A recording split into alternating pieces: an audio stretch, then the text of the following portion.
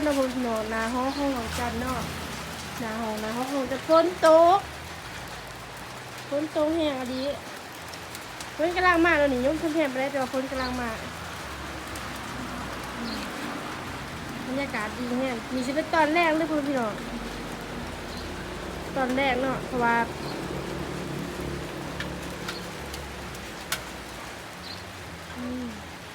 ฝนตกแห้งอะดีกับสวัสดีพ่อแม่พี่น้องเบอร์สุขคนน้องมื้อนี้ก็มาพบกับน้องจันดาคือเก่าและก็มาเข้าสู่ทาง2น้องจันดาซาลาไตคือเก่าเนาะพ่อพี่น้องมื้อนี้เฮาก็จะพาพ่อพี่น้องมาเบิ่งเบิร์ดฟอร์ดเนาะพ่อพี่น้องแต่ว่าพวกเฮาหันฟอร์ดบ่ทันเป็นเนาะน้องจันผลหรือว่าทีมงานของน้องจันนี่เนาะจะเป็นนักศิลปะคงเป็นถึงสิมาสอนเบิร์ดฟอร์ดจำปาเมืองลาวเลยพ่อพี่น้องแต่ว่าเฮากับฟอร์ดบ่ทันได้เนาะแต่ว่าตอนนี้ก็สิเป็นตอนกลางคืนเนาะหลังจากที่ว่าเฮาเลิกเรียนจากอังกฤษมาแล้วเฮาก็สิมาสอนฟอร์ดเนาะว่าสิเป็นบอลลีบอลกันดุนก็เลยเพราะว่าเฮาสิสอนไปแข่งขันในมือบุญปีใหม่ลาวเด้อพ่อพี่น้องวันที่10 เดือน 4เด้อคลิปสิเป็นจะได้กับไปรับส้มกันได้แต่ว่าอย่าบ่ฝ่าวตีฝ่าวส้มของน้องเด้อเพราะว่าของน้องกำลังสอบมื้อนี้เป็นมือแรงเนาะสิเป็นจะได้ไปรับส้มกันเด้อนี่เนาะพ่อแม่พี่น้องพวกเฮาก็สอบกันซ้ำนี่เนาะครูสอนเฮาก็มาจากอัตตปือเนาะพ่อแม่พี่น้องมาน้ำเด้น้ำไปใส่เด้ โอ้ยยังไงไม่ถูกขัดผมดิ ผมจะด้วยพ่อ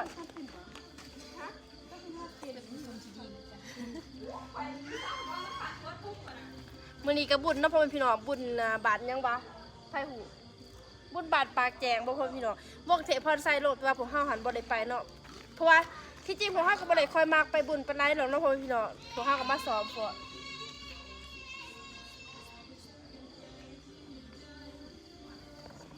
นี่เนาะพ่อพี่น้องนี่ก็จะเป็นคู่ที่ว่าเขาจากมาจากอัตตปือเนาะ มาคู่ที่สุภาพเพียง ทำกระสีสองฟอร์ดในเรื่องพ่อพี่น้อง สองฝ่ายแล้วเลิกมาเลิกมาสองฝ่ายน้ำกันมาเลยหนึ่งสองสาม กีบ แล้วปวดเกือบแม่ถ้าฝากแล้วพ่อพี่น้องเขาสิปวดเกือบก่อนเนาะปวดแม่ อย่างว่าจิบตีนพันแรกก็เจ็บอยู่จะมาอดเอาเนาะเพื่อแบบว่าเพื่ออันนั้นเนาะ อยากให้เพิ่นปวดผู้เดียวผู้หย่อให้มูปวดแล้วเพิ่นเลยแต่ว่าอย่างหน่อยตีของกบฏรอผู้เดียวนะ1 2 3 1 2 3 4หมุนโอเค5 6 7 8เอาขึ้น ทำได้ กีบเขา โอ้ไม่มี กีบออกมาหันไปนี่แล้วก็มานี่เอาบึ้งตรงนี้บอกของเพลงเด้อโอ้ดวงจำปา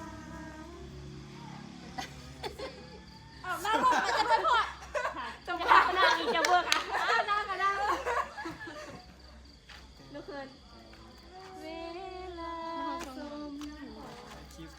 เอาออกอีกทางนะกินมา1เห็นถัดยกขึ้น2 ถ้าหมาเห็นจะได้ก่อน เอวอ้วนยกปินมามองเห็นหัวใจปินไปออกมานี่เฮานึกขึ้นได้ไงกินเจ้าของโอเคสักทีตอนนี้ก่อนเปิดเพลง ตอนนี้ถ้าก็สิเปิดเพลงในคอมสอบแล้วพ่อพี่น้องตอนที่ทันเขากาแก้สลักกันสอบกันเนาะโอ้เห็นเลย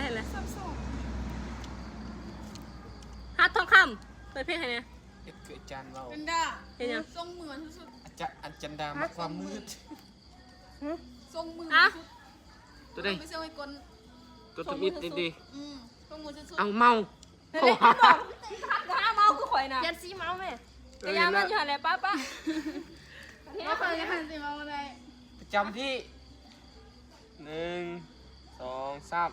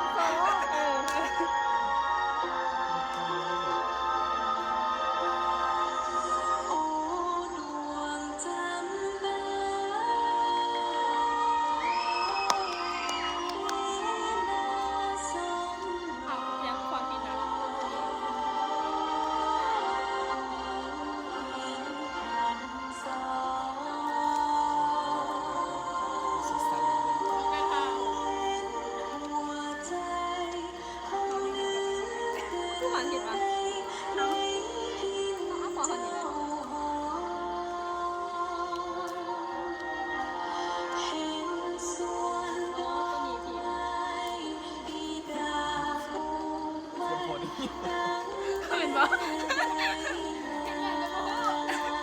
อันนี้เขาบอกเลยว่า เยอะน้ำเยอะน้ำ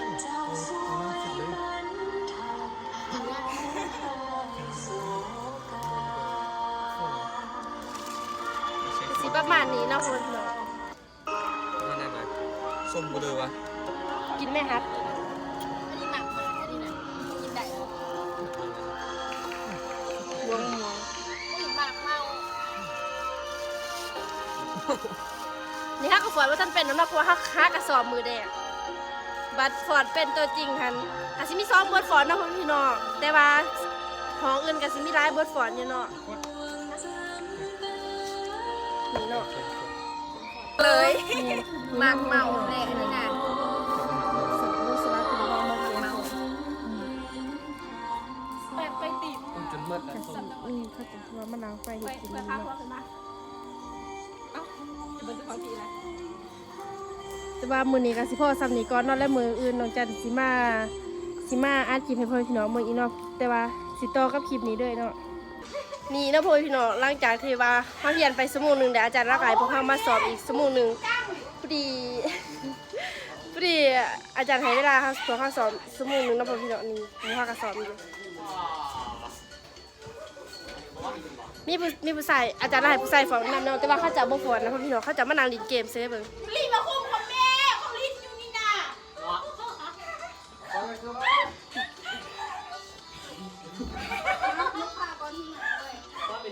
เพราะเขาพากันสอบอยู่หานดุมแล้วพ่อพี่น้อง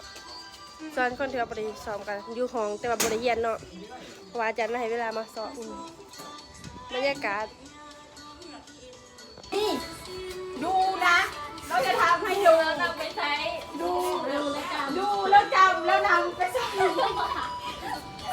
ว่านอนหอนเพื่อนพี่น้องเพราะว่าแลแห้งอันนี้อันนั้นนะย่อคล้ายสูงๆแต่ก็กลนเด้งหนาสวดเฮ็ดจะสั่นแหละ เอาออกไปรถมันบุ้มดงได้ยังโซ่ไปรถ อันนั้นเลยมือสอบมืออันนั้นมือปึ๊กอันนั้นบ่ได้ใส่เด้อผาปิดปากคอยแต่งหน้าแต่งงามๆบ่ปดมื้อนี้กันน้องเว้ยเนี่ยพวกเฮาบ่มีครูสอนเนาะพวกเฮาสอนกันเองมีแต่นักเรียนสอนกันเองเบิ่งแบบแน่นั่นแหละก็สอนกันเองเนาะแต่ว่าตอนน้องจันเรียนเรียนปหาเนาะสิมีครูสอนสอน แบบนี้แหละแบบนี้แหละเอาติ่งยกลงเอาลงมันแบบนี้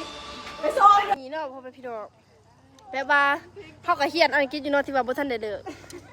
แต่ว่าก่อนสิมาสอนนี่เพราะว่ามันมสอนปีใหม่เลยเนาะเฮาก็มาสอบโดยที่ว่าอาจารย์รักบอกว่าตอนบ่ายพวกน้องสอนตอนเรียน IT เนาะพ่อแม่พี่น้องเรียน IT กับอาจารย์ให้มาสอนชั่วโมง2แล้วก็เรียนอังกฤษอีกอาจารย์ให้มาสอนชั่วโมง2เนาะบ่ให้เรียนเพราะว่ามันมสอนอาจารย์เพราะเฮาบ่ได้เนาะเฮาใส่หมู่เฮาถือก็ให้นี่เนาะพ่อแม่พี่น้อง นี่นะฝาก เฮาก็สอนเดี๋ยวๆเอาไม้อ่ะเฮาก็ใส่หมู่เฮาถือกล่องให้เด้อถึงว่าสิผิดพลาดประการใดก็ต้องกราบขอโทษขออภัยพี่น้องได้หลายเลยไปตอนนี้น้องจันกันไปสอบแล้วเนาะ นั่งดีๆ น้องจันอย่าผิดเด้อจะนอนกับสิ้น 1 2 3 กินเลย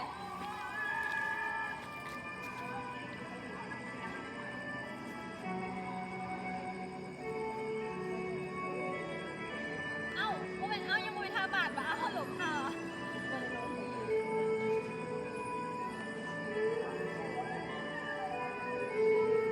หมุนจีบตรงคว้าเกิน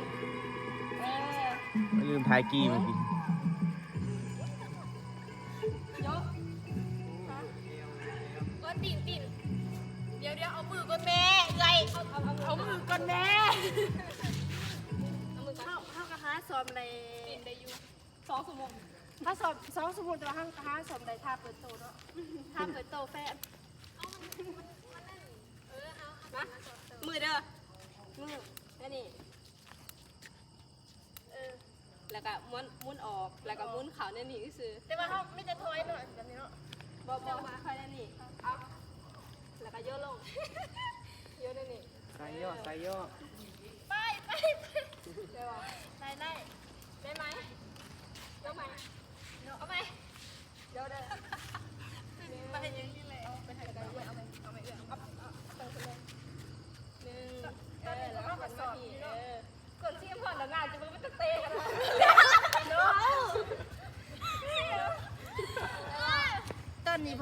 นี้พอเข้ากระสอบนี่เนาะยังบ่ทันได้แบบว่าไม่ทันเป็นนะพ่อพี่น้อง5กระสอบใน2วัน แล้วก็ปีนมาดูกันแล้วก็เดี๋ยวลง โอนนะเอลโอน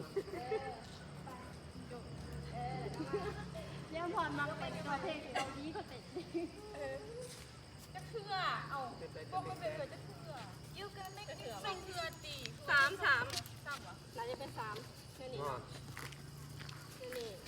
โยแล้วก็มาได้นี่โยแล้วก็มาได้นี่สื่อๆนะ โอเค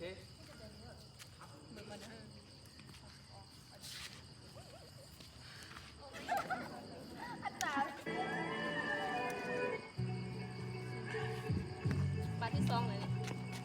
อยู่เต้นเรียกฟอนนำด้วยเนาะหัดเนาะ พยากรณ์นะ บัตร